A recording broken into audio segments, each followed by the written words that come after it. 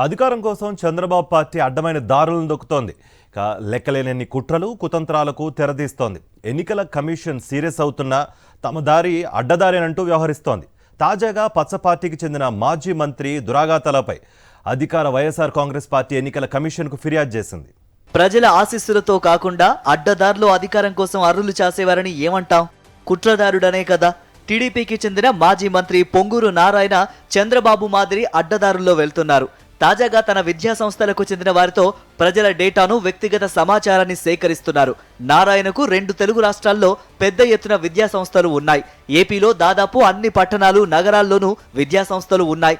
వాటిలో లక్షలాది మంది విద్యార్థులు చదువుతున్నారు. స్కూల్స్, కాలేజీల్లో చదువుతున్న విద్యార్థులను నారాయణ తన అవసరాలకు వాడుకుంటున్నారు. వారిని అడ్డు పెట్టుకుని తన కుట్ర రాజకీయాలకు తెరతీశారు. తమ సంస్థలో చదువుతున్న విద్యార్థులకు సంబంధించిన కుటుంబ సభ్యుల డేటాను నారాయణ రహస్యంగా సేకరిస్తున్నారు. ఓటర్ ఐడి నెంబర్, వారు ఏ పోలింగ్ బూత్లో ఓటు హక్కు కలిగి ఉన్నారో, ఇలా ప్రతి విషయాన్ని సేకరిస్తున్నారు. గడిచిన కొద్ది రోజులుగా రాష్ట్ర వ్యాప్తంగా ఈ కార్యక్రమం జరుగుతోంది. మొత్తం 14 కాలమ్స్తో ప్రత్యేక ప్రొఫార్మ్ తయారు చేశారు.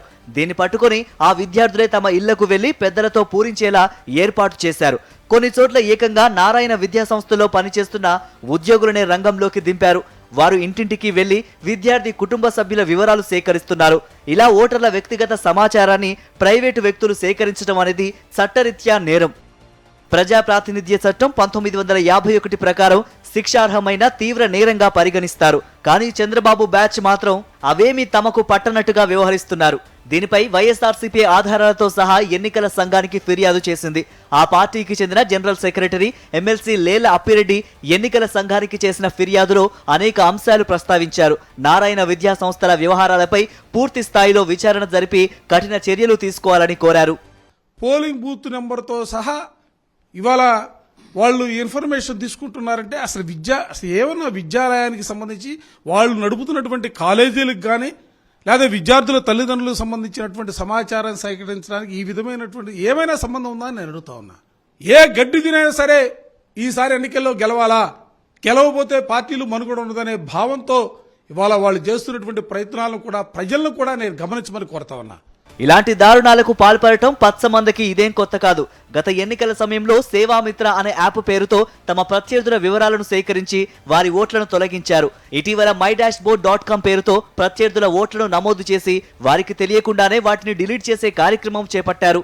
ఇది కాకుండా హైదరాబాద్ లో ఏకంగా శిబిరాలను ఏర్పాటు చేసి అక్కడి టీడీపీ సానుభూతి పరుల ఓట్లను ఏపీలో నమోదయ్యేలా కథ నడిపారు. ఈ కుట్రని వైఎస్ఆర్ కాంగ్రెస్ పార్టీ గుర్తించి ఎన్నికల సంఘానికి ఫిర్యాదులు చేయడంతో అప్పట్లో ఆ వ్యవహారం ఆగిపోయింది.